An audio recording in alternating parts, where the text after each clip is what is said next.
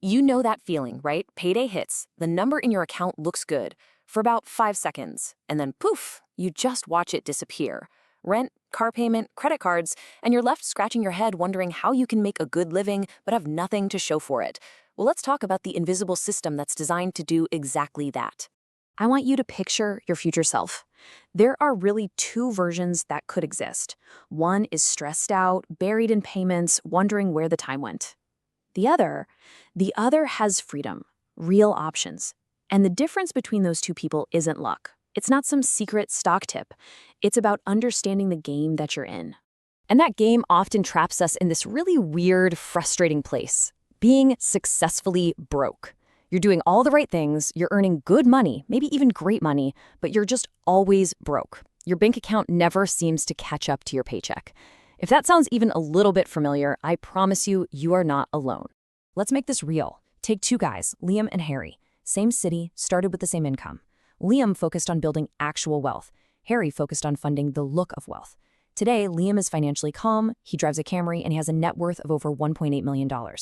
Harry leases a BMW, works more, earns more some years, but his finances always feel shaky. His net worth, just over 300 grand. Who do you relate to more? And if you think this is just some made-up story, think again. A recent Goldman Sachs report found something pretty shocking. A full 43% of households that earn between $250,000 and $500,000 a year are living paycheck to paycheck. Let that sink in. This isn't a personal failure. It's a feature of the system. So how in the world does this happen? To get to the bottom of it, we have to pull back the curtain on what a bank's real business is. Because here's a spoiler, your money isn't just sitting in a quiet little vault with your name on it. Oh no, it's out there working, it's just probably not working for you. The whole thing is built on an idea called fractional reserve banking. Now, it sounds complicated, but it's actually pretty simple. The bank makes a bet that not all of us are going to show up on the same day asking for all of our money back. So when you deposit your cash, the bank is legally required to keep only a tiny fraction of it. And the rest, well, they lend it out. Here's exactly how the magic trick works. You deposit, say, $1,000. The bank turns around and lends out most of it. Let's call it $900 to somebody else who wants a new car or a boat. That person pays a pretty high interest rate, right? Maybe 7%. Now, what does the bank pay you for your $1,000 deposit? Maybe 0.1% if you're lucky. The bank just sits back and pockets that huge difference. That gap? That's their business model. They are incentivized to get you to borrow more and more while making it feel totally useless to save. And this quote just hits the nail on the head.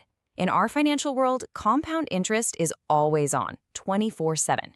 It's either a destructive force, building someone else's fortune with your debt, or it's your best employee working tirelessly to build your fortune. The only question is, who is it working for? But this system wouldn't work so well if it weren't for the psychological piece of the puzzle. The real trick is that we willingly, even eagerly participate. We hop on this lifestyle treadmill, running faster and faster, making more money just to stay in the exact same financial spot. It's a phenomenon called the Diderot Effect. The story goes, a French philosopher got a beautiful new robe. But then he looked around and suddenly his old desk looked kind of shabby next to it, so he got a new desk. But now the chair looked all wrong. Before he knew it, he was in debt, having replaced everything in his office just to match that one new robe. You buy a nicer car, and suddenly your house feels small.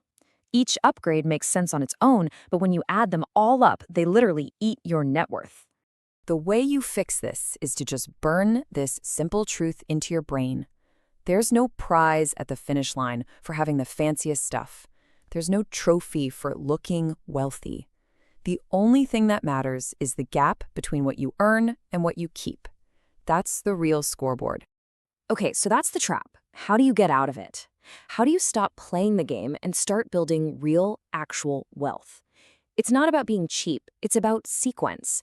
There is a specific, proven order of operations for your money that builds a rock-solid foundation. So here it is. This is the playbook. Step 1, you build an emergency fund, a cash cushion. This is what keeps one flat tire from sending you into a debt spiral. Step 2, you go to war with high-interest debt. I'm talking credit cards. You attack it like it's a house fire, because mathematically, it is. Paying off a 22% credit card is a guaranteed 22% return. Only then do you move on. Step 3, You absolutely capture your full employer 401k match. It's an instant 50 or 100% return. And finally, you start maxing out your other tax-advantaged accounts. When you follow that order, something amazing happens. You're not playing the bank's game anymore. You're playing your own. You start to redefine wealth, not as something you show off, but as something you actually have. Options, freedom, a little peace of mind. And you know what? It's way more achievable than you might think. Let me tell you about this guy, Ronald Reed. He was a janitor, a gas station attendant, he drove a used car, and famously wore a coat he held together with safety pins. He just quietly invested his money, year after year.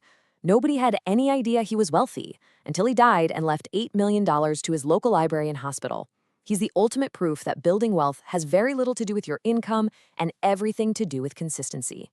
So look, the system we've talked about today is brilliantly designed to help you finance the appearance of wealth, and it will keep you on that treadmill for as long as you let it. So the real question this leaves us with isn't about the system, it's about you. What are you going to intentionally design your life to fund? Your freedom, your family's future, your peace of mind? Ultimately, that choice is yours.